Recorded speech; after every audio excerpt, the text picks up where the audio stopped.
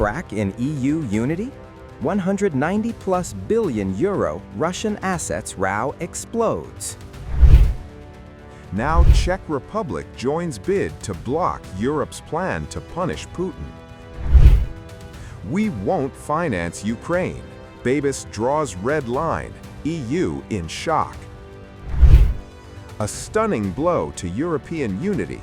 Just as the European Union moves to tighten the screws on Russia, one of its own member states is now breaking ranks.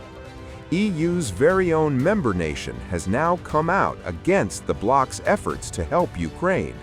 Mincing no words, Prime Minister of the Czech Republic, Andrej Babis, flatly rejected the EU's plan to help finance Ukraine using frozen Russian assets. In blunt terms, Babis declared that Prague will not bankroll Kyiv. The statement sends shockwaves across Brussels. Babis, a right-wing Eurosceptic politician, took the reins of the Czech Republic earlier this week by campaigning on domestic issues. His predecessor, Petr Fiala, had launched a major international munitions procurement scheme for Ukraine, but Babis won elections. His message is now crystal clear. No guarantees, no loans, no financial exposure for Ukraine. In a clear-cut tone, Babis told the EU to find other ways to continue funding Ukraine. Babis said he informed about his intentions to Belgium Prime Minister Bart De Wever, who is also a vocal opponent of the EU's plan to fund Kyiv through a so-called reparations loan tied to about $200 billion in Russian assets frozen in the bloc. Belgium, fearing legal retaliation from Russia, has demanded guarantees from other EU members to share the burden if the funds must eventually be returned. According to Czech media, this could cost Prague about $4.3 billion. Babis said the country simply cannot afford it. He stated that we, as the Czech Republic, need money for Czech citizens, and we don't have money for other countries. We're not going to guarantee anything for them, and we're not going to give money either, because the coffers are simply empty. A very warm greeting to you, and I wish you a beautiful Advent weekend. And if you'd like to see me, I'll be in Brno today at 2 o'clock, of course, with Alenka Šilerova, and we'll probably be serving punch there.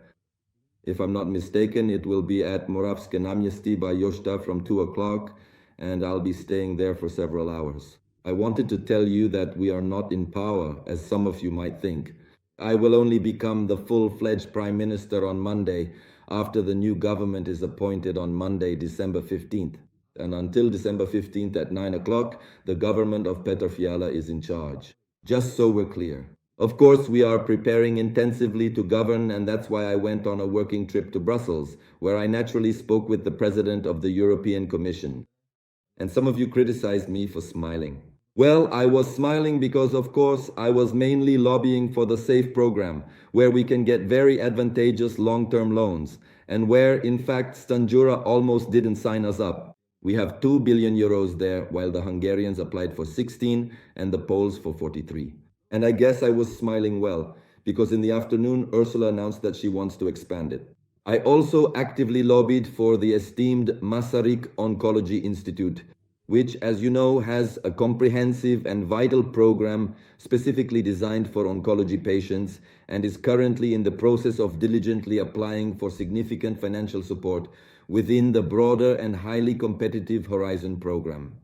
And we also thoroughly discussed what important initiatives are currently being prepared for the upcoming European Council meeting. That means illegal migration, EU Schengen expansion, actually the multi-annual financial framework. Extremely important for us. And the meeting with the Belgian Prime Minister was important. I was there for more than an hour, and I agree with him. The European Commission must find other ways to finance Ukraine. We, as the Czech Republic, need money for Czech citizens, for the Czech Republic, and we don't have money for other countries. And the European Union has to solve that in another way. But we will not guarantee anything, nor will we put money there, because quite simply, the treasury is empty. That's how we inherited it from this government. So our government will meet on Monday We'll have a press conference, of course, on Tuesday most of the day. And Wednesday, Thursday, Friday, I'll be in Brussels, where there's an important agenda, and the government will meet again on December 22nd. So follow me, because only on this channel will you learn the truth.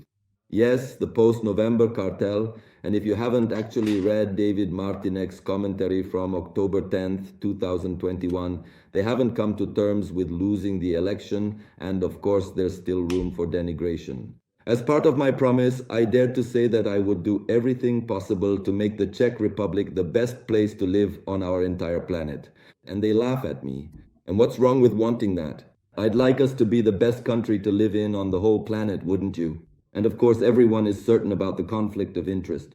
No one has seen it, no one knows anything about it, but they've already made up their minds, and it stands that even when I die, they'll still say I actually have it. Yet, I'm probably the only one on the planet who did what I did. Irreversibly gave up the company I built over 32 years. So please, to all those podcasts and commentators out there, and that's mainly the post-1989 cartel, because those politicians come in, some of them steal, some just take the cushy jobs and make more than they ever would have otherwise. But those moralizers, those various commentators, they want to decide here who will be prime minister, who will be in the government, but they lost the election thanks to you, our voters. So keep following me. It's important because only here will you get truthful and exclusive information. So I look forward to next time. Take care of yourselves because as one epidemiologist wrote to me, there's a big flu epidemic coming.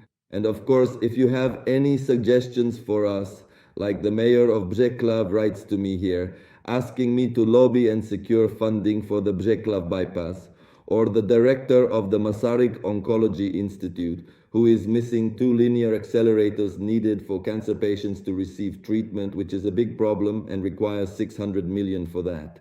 So these are the things we will be addressing. So I look forward to next time and wish you a wonderful, wonderful Advent. And of course, on Sunday, I will light the 3rd candle. Please take exceptionally good care of yourselves and look after one another. Meanwhile, despite the pushbacks, Brussels is pressing ahead.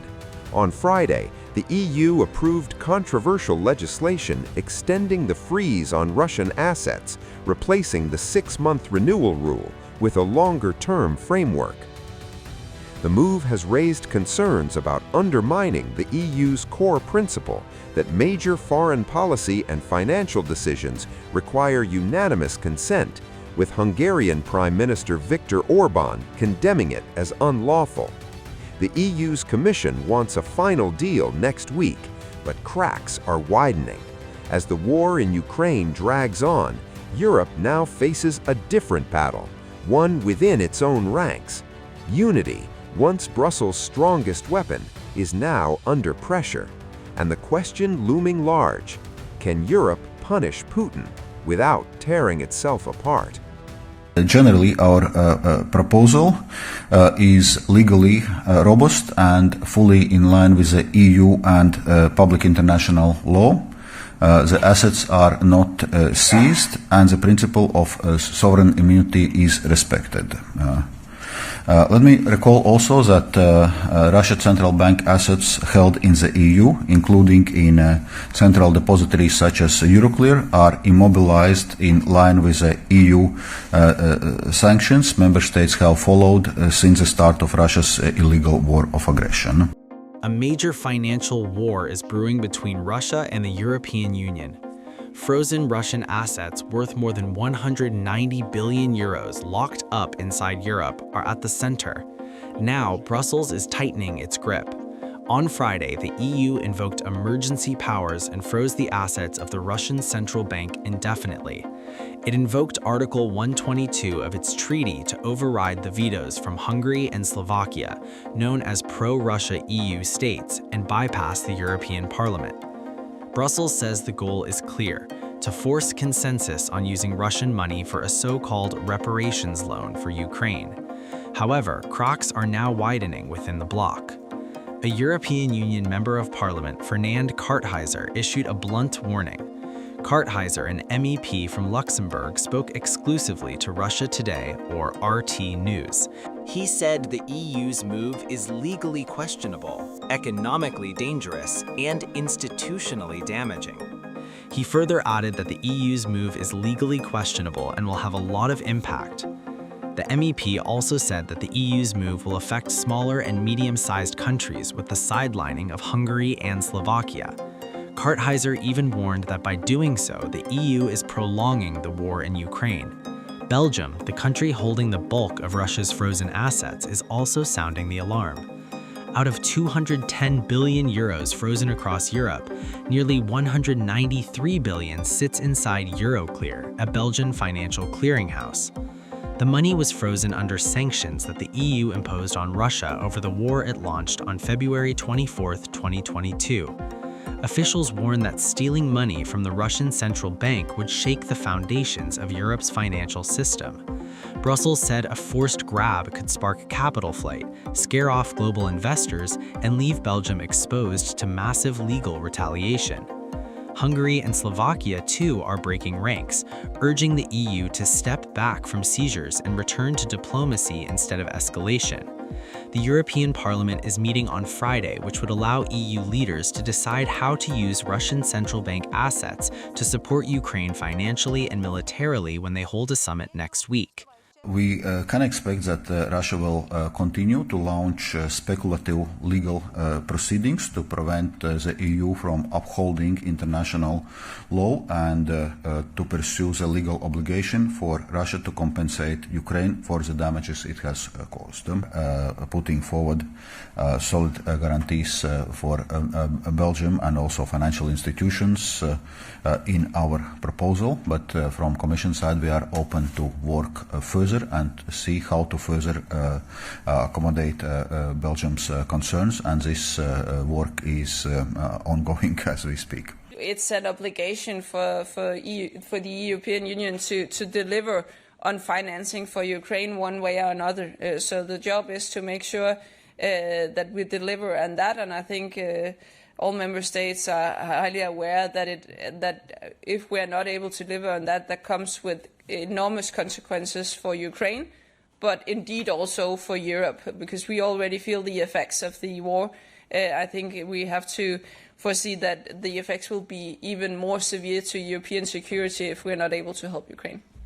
Yesterday there was an agreement, at least in Coreper, for a more clearly defined immobilization of the sanctions against Russia. Do you think this definitely paves the way for an agreement on that reparations loan, and do you think you'll be able to convince Belgium? Yesterday we saw the Belgian minister a bit more open, at least compared to his prime minister.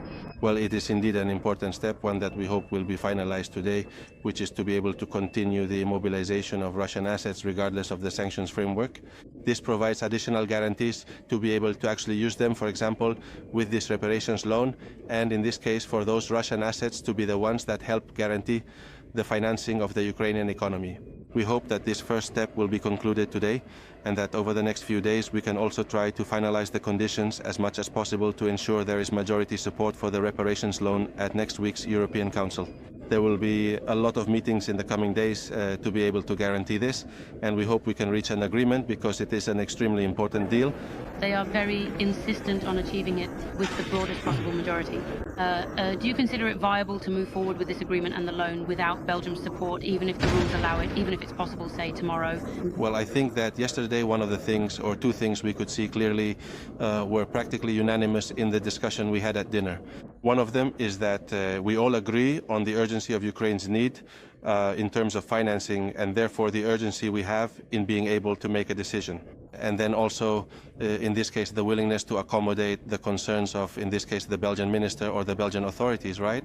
I believe this is an issue on which the Commission is also working hard, and from the rest of the member states, we are aware that it is necessary to address these concerns, and we hope that this can be done in the coming days. Meanwhile, the Kremlin calls any move to top Russian funds outright theft, warning retaliation will be swift and severe if European leaders cross that line.